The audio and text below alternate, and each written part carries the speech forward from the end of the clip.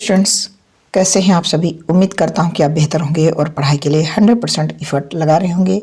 मैं एजुकेटर नसीर अहमद स्वागत करता हूं आप सभी का आपके अपने चैनल इम्बोल्डन कोचिंग सेंटर में। स्टूडेंट्स, अपना स्लोगन है पढ़ो सीखो और समझदार बनो ताकि कामयाब हो। स्टूडेंट्स, आपके लिए ये टॉप 10 क्वेश्चन में लेकर के आ रहा हूँ सुबह 11 बजे। ये special UP home guard, UPP, UPSI के लिए क्वेश्चन है। आप बेहतर की तलाश में बेहतरीन को न जाने दें। ये आज मेरी क्लास फर्स्ट है। आप देखना आपको क्लास कैसी लगती है। जैसे जैसे आपके कमेंट बढ़ते जाएंगे वैसे वैसे क्लास में क्वेश्चन भी बढ़ाते जाएंगे और आगे थ्योरी भी बढ़ाते जाएंगे। तो अभी मैं आपको प्रैक्टिस करा रहा हूँ, बहुत ही बेहतरीन है, टॉप 10 है। उम्मीद यही है कि यही क्वेश्चन आप पढ़ के जाएं और आपका एग्ज़ाम क्लियर हो जाए। तो स्टूडेंट्स, क्लास स्टार्ट करने से पहले आप क्लास को लाइक कर देना, अपने दोस्तों को शेयर कर देना, साथ ही आप नए हो तो चैनल को सब्सक्राइब कर लेना। कमेंट बॉक्स में कमेंट करना ना भूलें।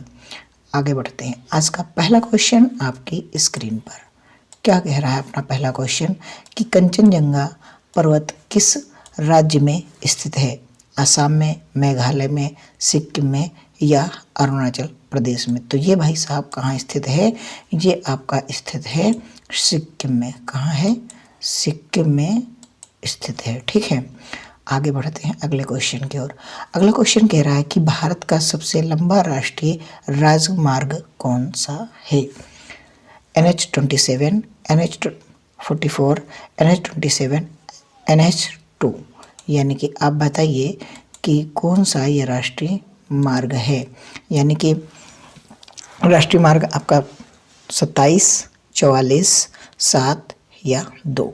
तो ये जो आपका राइट आंसर हो जाएगा ऑप्शन नंबर बी हो जाएगा NH-44। ठीक है, बहुत ही बेहतरीन है और पूछा गया क्वेश्चन है, पूछा जाएगा।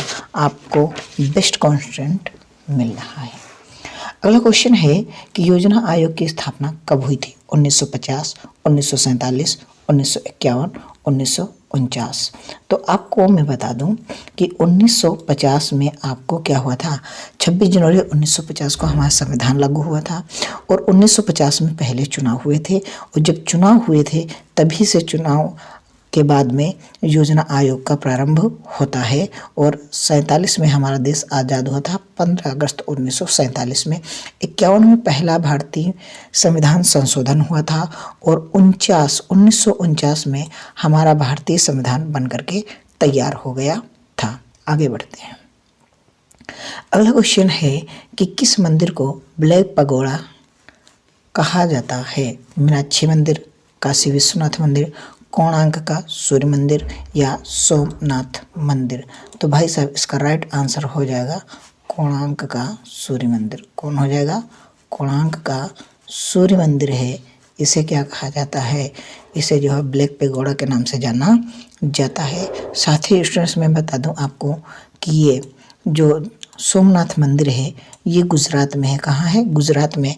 और इस पे महमूद गजनवी ने 17 बार आक्रमण किया था। कितनी बार? 17 बार आक्रमण किया था। और लास्ट वाला जो था वो 1025 में था, ये याद रखना। अगला प्रश्न है भारतीय संविधान सभा के स्थायी अध्यक्ष कौन थे।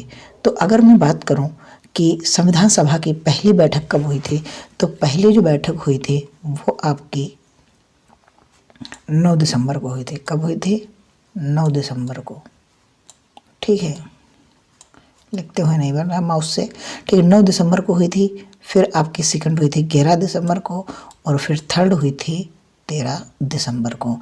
तो जो पहली बैठक हुई थी 9 दिसंबर को, इसमें नॉन परमानेंट चेयरमैन चुने गए थे, यानी कि अस्थायी अध्यक्ष चुने गए थे।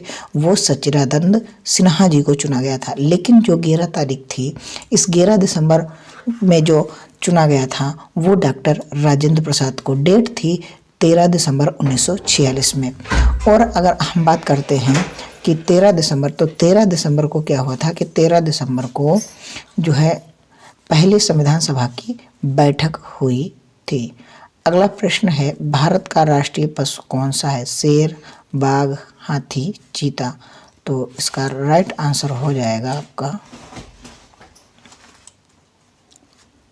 बाघ।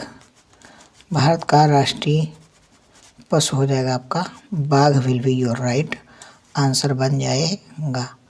आगे बढ़ते हैं कि जय जवान जय किसान नारा किसने दिया था, तो इसका जो राइट आंसर हो जाएगा महात्मा गांधी या ये आपके महात्मा गांधी, ये अटल बिहारी वाजपेयी। तो इसमें इंदिरा गांधी जी आपको पता है आयरन लेडी के नाम से जाना जाता है, ठीक है। लाल बहादुर शास्त्री बहुत ही ग्रेट पर्सन रहे हैं हमारे इतिहास में, और महात्मा गांधी तो हमारे राष्ट्रपिता हैं, और पूर्व प्रधानमंत्री अटल बिहारी वाजपेयी, लाल बहादुर शास्त्री भी हमारे प्रधानमंत्री के रूप में कुछ दिन कार्य किया। लेकिन यहाँ पास जो ये नारे की बात की जा रही है कि जय जवान जय किसान, ये भैया जो है नारा दिया था वो लाल बहादुर शास्त्री ने दिया था, और इसके आगे अगर जय विज्ञान लगा दिया जाए तो अटल बिहारी वाजपेयी जी का हो जाएगा, क्योंकि जय जवान जय किसान लाल बहादुर शास्त्री जी का है, और जब जय जवान जय किसान जय विज्ञान कहा जाएगा तो अटल बिहारी वाजपेयी जी का नाम आ जाएगा। आगे बढ़ते हैं, अगला प्रश्न है कि भारत का पहला उपग्रह कौन सा था? इनसेट A1A, आर्यभट्ट, भास्कर 1 या रोहिणी?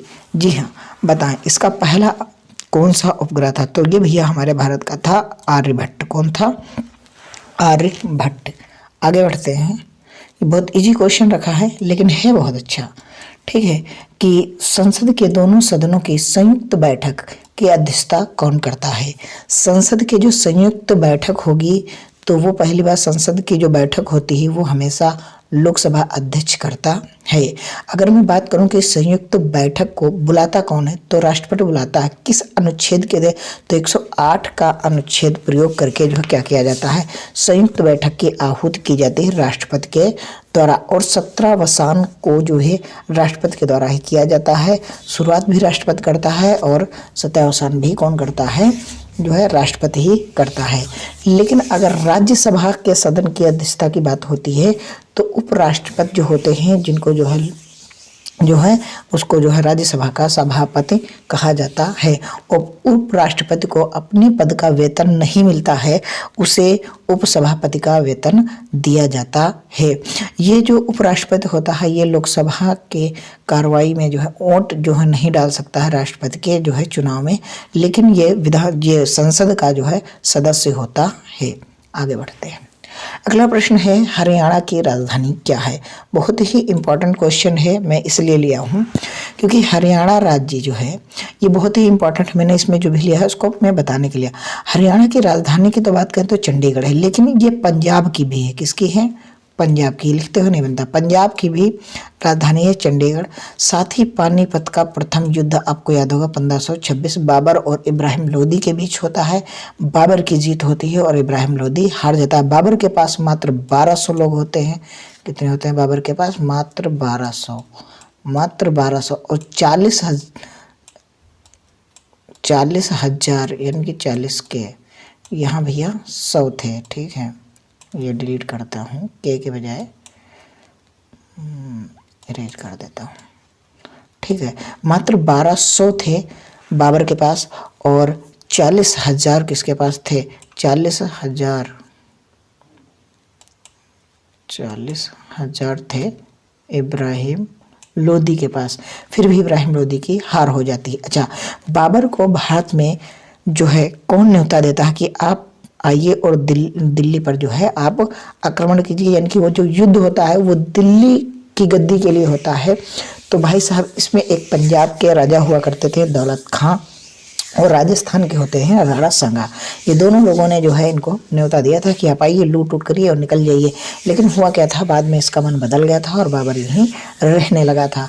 तो ये आपकी बेस्ट क्लास आज थी टॉप 10 की। आप कमेंट बॉक्स में कमेंट जरूर करना कि आपको क्लास कैसी लगी है। अगर बेहतरीन लगी हो तो दोस्तों अपने दोस्तों को शेयर कर देना, जरूर शेयर जरूर कर देना, और कमेंट बॉक्स में जरूर कमेंट करना कि आपको क्लास कैसी लगी है। लाइक करना, और आप नए हो तो चैनल को सब्सक्राइब ज़रूर करना। मिलते हैं कल फिर बेहतर की तलाश में बेहतरीन को न जाने दें।